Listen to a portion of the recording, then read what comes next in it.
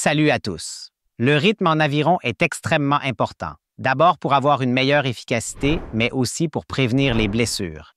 Je suis Lars, votre coach Ogletix, et aujourd'hui, je vais vous expliquer comment percevoir le rythme en rameur, que ce soit en l'entendant ou en le ressentant, et vous montrer comment ça fonctionne au mieux pour que vous puissiez trouver le bon rythme en rameur. Alors, commençons sans plus attendre. Le mouvement de rame se décompose en 4 phases distinctes. Il y a d'abord la position d'attaque, la traction, la fin de traction et le retour. Ces 4 phases en rameur sont essentielles pour bien structurer le coup et maîtriser le rythme tout en assurant une exécution fluide et efficace.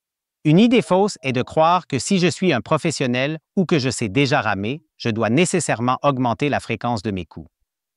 Le ratio idéal pour une séance d'endurance classique est de 2 pour 1. Cela veut dire que ma traction doit être plus rapide que le retour vers l'avant pendant l'exercice. Donc, je dois prendre plus de temps pour la récupération et ensuite essayer d'accélérer le plus rapidement possible. Pour que ça marche, il faut que toute la musculature du corps et la technique de rame soient ajustées pour que je puisse vraiment transmettre l'accélération et la force pendant la traction. Je vais vous montrer comment tout ça fonctionne.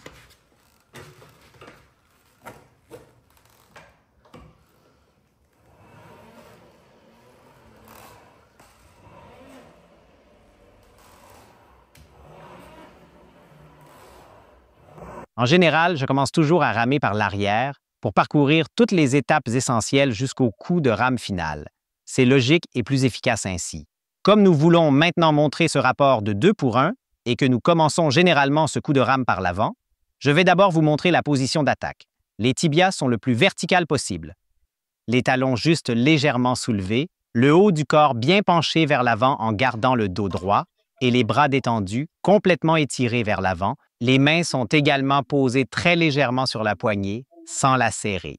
C'est en quelque sorte la première phase, le mouvement de retour vers l'avant. La phase de traction, celle où nous effectuons l'accélération, se fait par une poussée puissante des jambes, avec le haut du corps engagé, c'est-à-dire que les muscles abdominaux et dorsaux sont contractés, comme si on me chatouillait un peu et que je contractais le ventre et le dos pour résister à la sensation de chatouillement. On cherche un bon déplacement parallèle. Les jambes poussent, les épaules restent d'abord devant les hanches et les bras accompagnent le mouvement.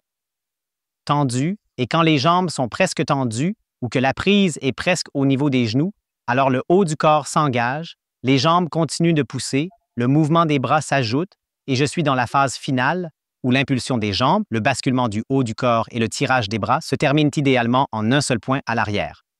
Là, nous sommes déjà dans la 2e ou la 3e phase du coup de rame, c'est-à-dire dans le mouvement de retour à l'arrière.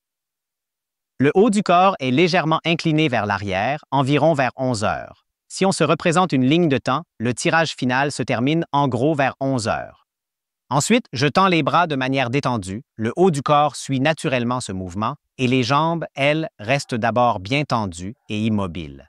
Et j'ai une légère tension vers les pointes de pied, ce qui me permet de sentir qu'une tension se crée ici et que je peux vraiment bien me tirer vers l'avant. C'est comme quand vous faites un sit-up sans que quelqu'un vous tienne les jambes ou sans avoir les pieds bloqués. C'est un peu plus difficile. Mais dès qu'il y a une légère traction vers les pointes de pied, vous sentez à quel point c'est plus facile de ramener le haut du corps vers l'avant. Et c'est exactement ça qui est important pour le mouvement de retour à l'arrière. Donc, tirez vers les pointes de pied. Les talons se pressent légèrement contre la planche de pied, les mains et le haut du corps suivent et les épaules passent devant l'axe des hanches. La hanche est inclinée vers l'avant, donc pas affaissée, mais bien inclinée vers l'avant. Quand les mains dépassent les genoux, commence alors la 4e phase, le mouvement de rouler vers l'avant. J'essaie de m'attirer vers l'avant en utilisant la force de mes orteils pour faire passer l'ergomètre ou le rameur sous mes fesses. Et je me tire vers l'avant, jusqu'à ce que je sois de nouveau dans la position de retour en avant, et puis je pousse. Ce sont en quelque sorte les 4 phases du coup de rame qui me permettent d'avoir un bon rythme. Si je rame tout simplement à une fréquence de 20. On peut voir que j'ai une forte accélération pendant la phase de traction. Puis un roulé avant détendu pour une récupération optimale dans le cycle du coup de rame. À une fréquence de 20, je suis à peu près à un rapport de 2 pour 1 entre la phase de traction et la phase de récupération. Exactement comme nous le souhaitons, en quelque sorte une seule accélération et le double de temps pour revenir en avant, pas pour se détendre, mais pour avoir une belle préparation afin d'entrer directement dans le coup de rame. Ce serait le rapport optimal pour une rame décontractée ou pour une simple séance de travail de base. Ici, on peut certainement jouer avec la pression, augmenter encore l'accélération et rouler tranquillement vers l'avant en restant fluide. Lorsque la fréquence est augmentée, par exemple pour un intervalle, l'idée est de maintenir ce rythme tout en restant efficace. Ou encore des séances d'endurance spécifiques à la compétition, comme des sprints ou des fréquences dépassant les 30 coups par minute, le rapport s'ajuste alors naturellement et prend une tournure un peu différente. Mais il faut toujours veiller à réussir à se détendre correctement durant la phase de pré-roulement et à bien générer l'accélération essentielle nécessaire durant la phase de traction. Alors cette phase de pré-roulement doit toujours être un peu plus longue que la phase de traction. C'est primordial. Le mieux, c'est de le pratiquer maintenant, et pour s'exercer, on peut aussi simplement écouter le son de l'ergomètre. Ce son passe progressivement d'un ton grave à un ton aigu. Cela reflète l'accélération tout au long du coup de rame. C'est un excellent repère pour se concentrer. On peut, pendant un moment, mettre de côté d'autres aspects techniques et vraiment se focaliser sur ce son pour affiner son mouvement. Si j'arrive à obtenir un bon rythme, ça devient vraiment très fluide et parfaitement régulier. Donc, le son va toujours du grave vers l'aigu. Et même pendant le mouvement de retour, j'entends, grâce au rail de roulement, à quel point je me déplace vers l'avant de manière régulière, sans accélération marquée, mais plutôt un beau glissement fluide sur le rail. Je vais vous le montrer à nouveau et ensuite vous pourrez vraiment bien le reproduire. Alors, d'abord, on fait une fréquence très détendue de 18. Et ensuite, on a un rapport où on a encore plus de détente en roulant vers l'avant. On entend légèrement l'accélération. Pendant la traction, puis un mouvement fluide et régulier. Pendant le retour jusqu'à la position d'attaque, ce qui aide à sentir si le geste est bien rythmé. On passe à une cadence de 20. Swing. Et on remarque que j'accélère légèrement le mouvement de retour. Mais je conserve un tirage fluide et régulier vers l'avant, bien en appui contre les cale-pieds, ce qui permet de garder un bon contrôle du geste.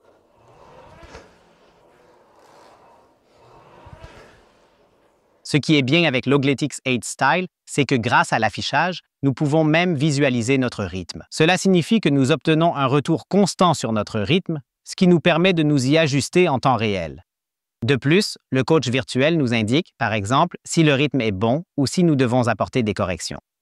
En plus, vous pouvez bien contrôler votre rythme par la respiration. On inspire en roulant vers l'avant et on expire en relâchant la pression. Lors d'une rame détendue ou en endurance fondamentale, quand on a un rythme de 2 pour 1, une respiration en 1 pour 1 est relativement facile à tenir. Cela signifie qu'on inspire une fois et, en expirant rapidement, on tire à fond avec force. Si on augmente les fréquences, c'est plutôt un rythme de 2 pour 1 ou bien de 2 pour 2, en gros. Voilà. Cela signifie que j'ai 2 inspirations pendant le roulement initial, donc je suis à l'arrière. J'inspire encore une fois juste avant la libération de la pression, puis j'ai une expiration plus longue. Ça veut dire que j'ai en quelque sorte une petite respiration intermédiaire au début, puis j'inspire encore une fois l'air et j'ai une expiration plus longue tout au long de la frappe. C'est généralement le cas lorsqu'on fait des intervalles ou qu'on est à une intensité plus élevée et qu'on sent que la respiration en 1 pour 1 ne suffit plus pour bien suivre le rythme. Le rythme dans son ensemble est essentiel pour éviter de vous épuiser complètement sur l'ergomètre. Autrement dit, si je me contente de faire des allers-retours rapides, comme on le voit souvent dans les salles de sport, cela devient souvent inefficace, car le mouvement manque de contrôle et de puissance. L'objectif est de produire une bonne puissance dans le coup de rame, tout en gardant une fréquence calme et maîtrisée. Il faut bien respecter les 4 phases de la traction. Et si ces 4 phases de la traction vous intéressent davantage, cliquez simplement ici en haut. Là, les 4 phases de la traction sont parfaitement expliquées dans les moindres détails. Et si cette vidéo vous a plu, que vous avez encore des questions sur la technique de rame, le rythme ou autre chose, n'hésitez pas à nous suivre, à laisser un commentaire et nous vous expliquerons tout cela de manière claire et précise. À très bientôt!